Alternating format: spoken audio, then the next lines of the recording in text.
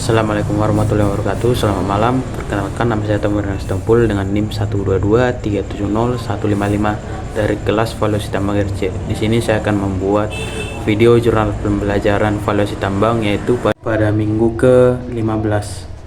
Nah, pada minggu ke-15 ini membahas mengenai analisis kelayakan yang terdiri dari Net Present Value atau NPV, kemudian terdapat IRR atau Internal Rate of Return. Juga yang ketiga itu terdapat PBP atau Payback Period, dan juga yang terakhir adalah analisis sensitivitas. Nah, pada yang pertama yaitu NPV atau Net Present Value merupakan selisih antara pemasukan dan pengeluaran. Telah dipotong dengan menggunakan Social Opportunity Cost of Capital sebagai diskon faktor. Atau dapat dikatakan bahwa NPV merupakan arus kas yang diperkirakan pada waktu yang akan datang saat ini. Nah, pemahaman terminologi yang relevan dan penyusunan laporan keuangan yang akurat merupakan komponen penting dari proses ini, yang dimana untuk menghitung NPV dibutuhkan data-data tentang perkiraan biaya investasi, biaya operasi, dan pemeliharaan serta perkiraan benefit dari proyek yang direncanakan. Dapat disimpulkan bahwa perhitungan NPV mengandalkan teknik arus kas yang didiskontokan. Nah, dari hasil perhitungan NPV, ketentuannya adalah sebagai berikut. Nah, yang pertama adalah jika NPV lebih besar dari 0, proyek dapat dinyatakan layak untuk dilaksanakan. Nah, jika NPV sama dengan 0, proyek mengembalikan persis senilai biayanya alias tidak untung dan juga tidak rugi. Nah, untuk jika NPV lebih kecil dari 0, itu proyek tidak dapat menghasilkan senilai biaya yang dipergunakan sehingga dapat dikatakan tidak layak dan menghasilkan rugi. Nah, dari perhitungan total investasi, biaya produksi dan pendapatan, arus kas, diskon faktor, diskon cash flow total NPV dari tahun 1 ke 5 dari tahun 1 hingga ke 5, yaitu pada proyek kami yaitu sebesar 4.499.499.244.197 rupiah. Nah, kemudian masuk ke bagian kedua dari analisis kelayakan tadi, yaitu adalah IRR atau Internal Rate of Return, yang merupakan indikator untuk mengetahui tingkat efisiensi dari sebuah investasi. Nah, IRR ini adalah sebuah metode untuk menghitung tingkat bunga suatu investasi dan menyamakan dengan nilainya saat ini berdasarkan perhitungan kas bersih dari periode mendatang. Nah, nilai IRR yang baik adalah menunjukkan angka persentase lebih besar dibandingkan kebutuhan modal usaha.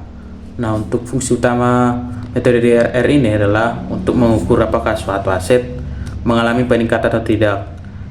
Hal-hal yang diperlukan untuk diperhatikan dalam perhitungan IRR ini adalah yaitu perhitungan IRR berfungsi sebagai sumber acuan ketika seseorang akan menyimpan uang atau membuka deposito di suatu bank. Nah, yang kedua adalah IRR atau perhitungan IRR akan membantu untuk memberikan perbandingan pada tingkat laju pengembalian dalam menentukan bentuk investasi yang diperkirakan lebih menguntungkan. Nah, yang ketiga itu adalah perhitungan IRR berfungsi untuk menilai laju pembelian setelah dikenakan pajak, sehingga investor mengetahui mana investasi dengan return yang lebih tinggi. Nah, berdasarkan pembahasan tersebut dan perhitungan hasil total NPV proyek kami yaitu sebesar 4.999.244.197 rupiah tadi, maka kami mendapat IRR atau Internal Rate of Return kami yaitu sebesar 270%.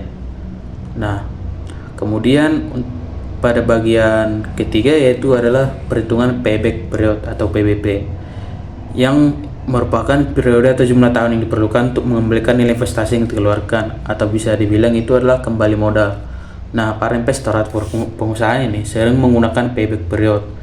Pada metode ini tidak memperhatikan time value of money, tapi payback period dapat dihitung dengan cara membagikan nilai investasi atau cost of investment dengan cash flow bersih yang masuk per tahun.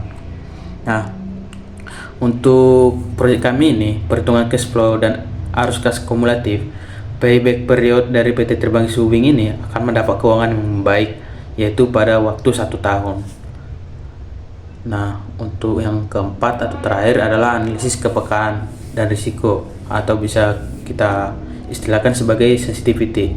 Nah, analisis ini dilakukan dalam proyek investasi untuk mengukur dampak perubahan pada variabel seperti harga produk, biaya investasi, dan biaya operasional terhadap 15 indikator kinerja keuangan termasuk net present value atau NPV, internal rate of return atau IRR, dan pengambil keputusan dapat mengambil elemen utama yang paling mempengaruhi keberhasilan proyek dengan mengetahui tingkat sensitivitas variabel-variabel tadi.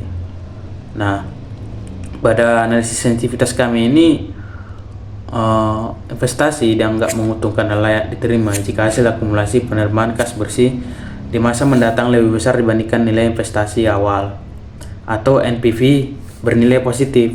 Sebaliknya, jika NPV bernilai negatif, investasi dianggap tidak menguntungkan dan harus kita tolak.